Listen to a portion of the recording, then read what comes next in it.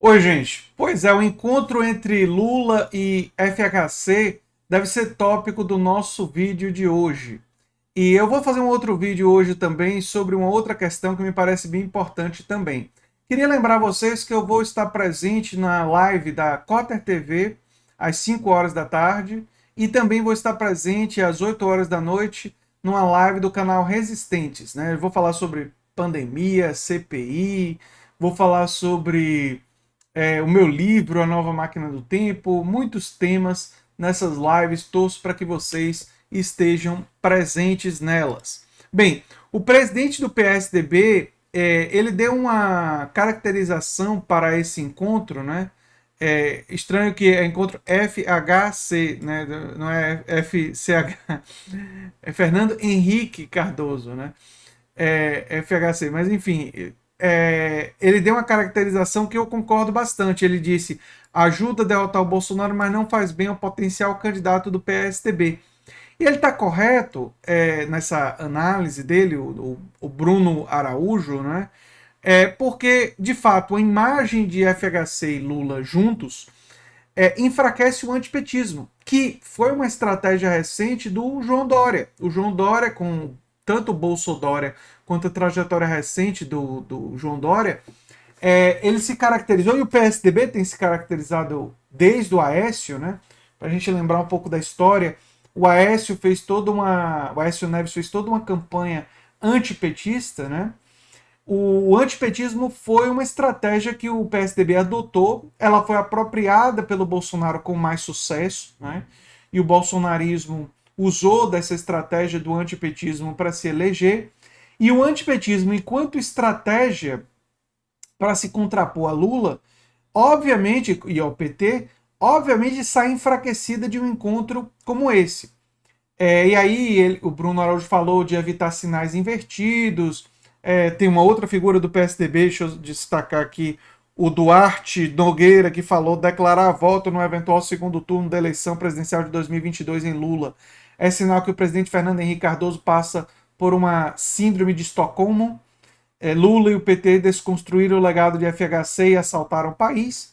Uma declaração típica do antipetismo, né? E síndrome de Estocolmo é quando você é sequestrado e você passa a amar ou gostar do seu sequestrador, né? Achei a metáfora meio equivocada, né? Mas enfim, o pessoal do PSDB eles estão claramente bastante incomodados com isso, né?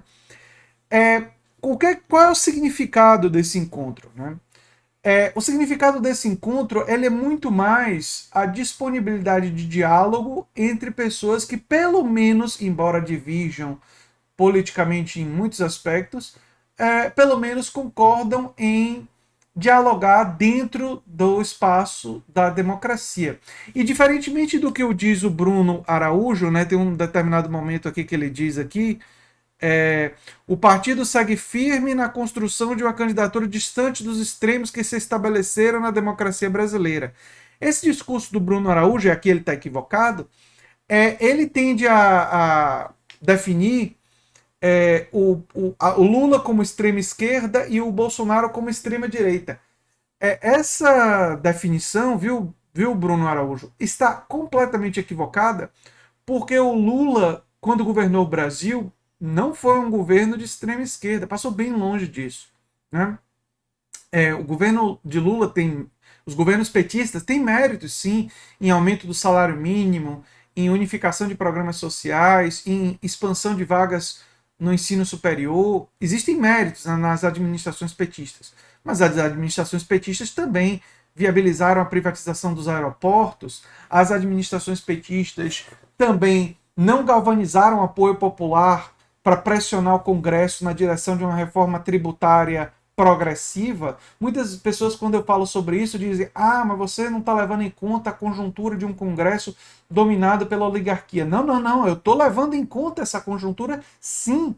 Eu estou levando em conta que é um Congresso extremamente hostil a esse tipo de agenda. E é por isso que, quando Lula desfrutava de mais de 75% de aprovação, seria um momento histórico ideal para você galvanizar, utilizar o apelo popular, a pressão do povo, numa época que não tinha pandemia, para o povo ir para Brasília, tomar as ruas e pressionar por uma reforma tributária progressiva. Isso não aconteceu. Eu estava na faculdade nessa época, né, estudando e tal, isso simplesmente não aconteceu. Eu me lembro disso.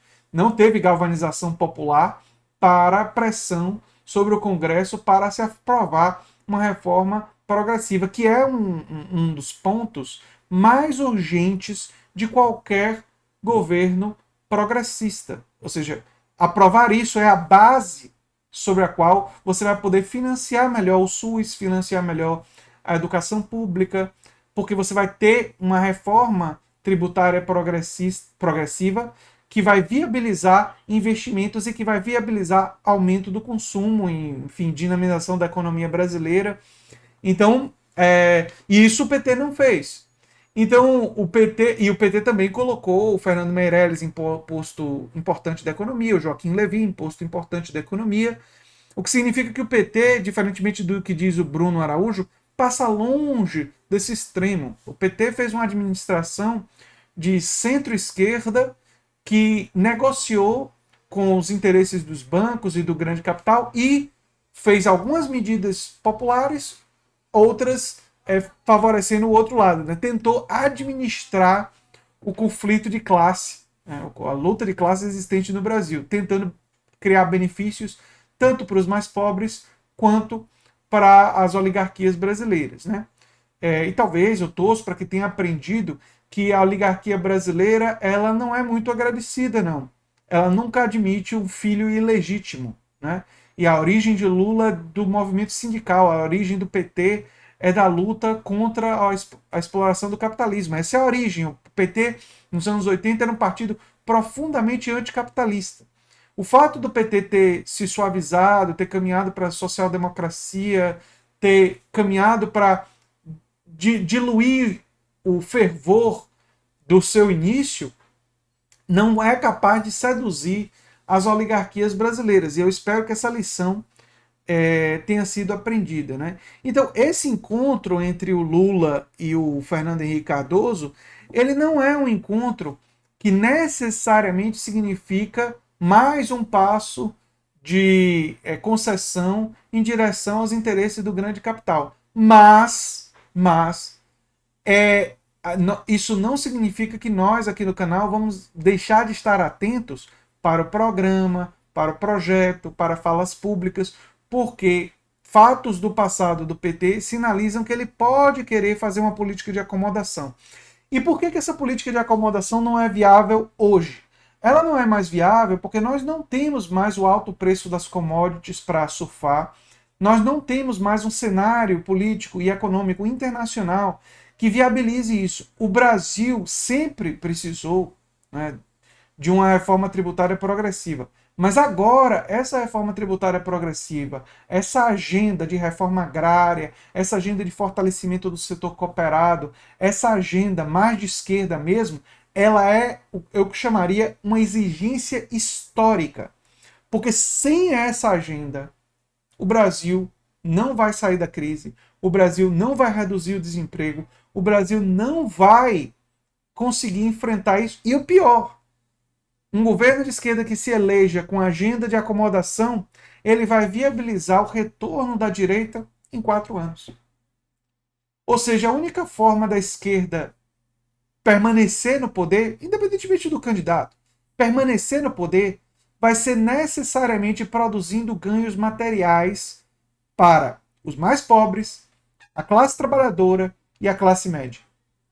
E para isso vai ter que desagradar interesses e a agenda das oligarquias brasileiras, da elite aristocrática. Não é nem elite, né? É de uma aristocracia também não é um termo bom, né? O Gessé de Souza gosta de elite do atraso, né? Eu acho que são uns oligarcas atrasados, né? São oligarcas atrasados e seus interesses corporativos, de grandes corporações empresariais que atrasam esse país. E é isso que eu tinha para falar sobre esse tema. Torço para que vocês assistam minhas lives na Cotter TV e no canal Resistência. Um abração e até lá. Tchau, tchau, gente. Eu sou André Teixeira Jacobini e o canal é a Nova Máquina do Tempo.